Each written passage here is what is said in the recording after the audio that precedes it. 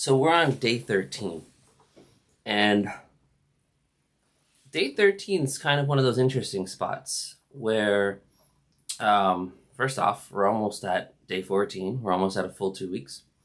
But we're at the point where we are now looking at what does it mean to fully give up ourselves. And this has been a recurring theme, right? Giving up of ourselves in order to have more freedom. And yesterday we talked about the real freedom that we could have, our destiny, and what that means, and especially in giving ourselves more to the Immaculate Mary. And today we kind of go further into St. Maximin Kolbe's idea of being all. So not just wanting the will of Mary to happen or the will of God to happen, but to be the will. Not to just participate, but to be it. And in order for that to happen, it really is a complete empty of oneself, where that the will of our will becomes the will of God, becomes the will of the Immaculate Mary. And the reason we say the will of Immaculate Mary, because she's already aligned with and perfected to God's will. The other interesting part of this is that St. Maximin Kolbe looks at this as how are we as soldiers, right? Or in other words, how can one individual change the world?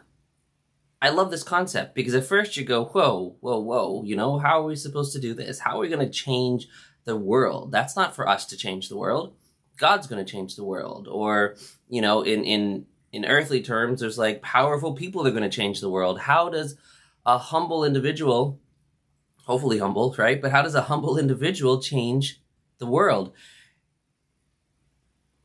And his response is to have more and more people turn to Mary, and to have more and more people through Mary turn to Jesus. It's a great concept, but you're, I don't know, I'm kind of skeptical, and I'm thinking, well, how many people has that happened to yet? And then it hits me. We started this 33 Days to Morning Glory because Donna and I both, we consecrated ourselves years ago. And Donna really, really vigorously, religiously kept up the consecration, the reconsecration. We both did, but her even more so.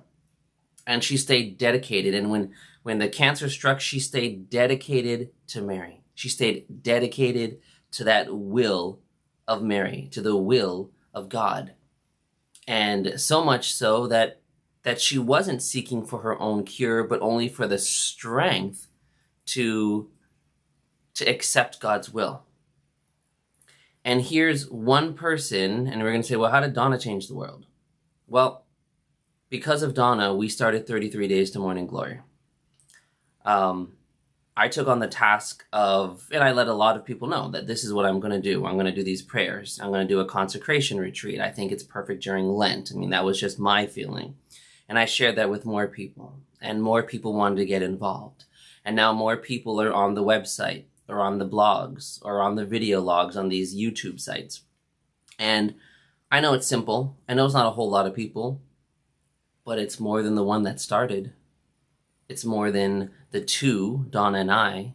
It's more than what would have happened if nothing happened. And so we start to make steps.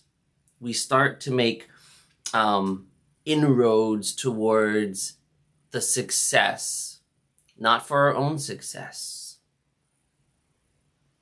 but for God's success.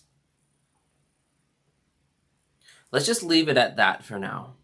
There's a lot to pack in there. I think let's continue individually to give ourselves to God through Mary, and worry about what the influences are later. Or actually don't worry about them at all.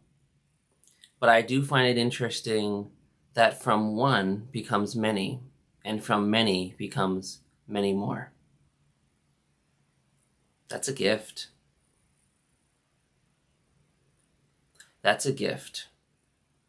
And so much can be done with such a gift. God bless. I will keep praying for you. And please keep me in your prayers as well. I know you are. And I thank you very much. God bless.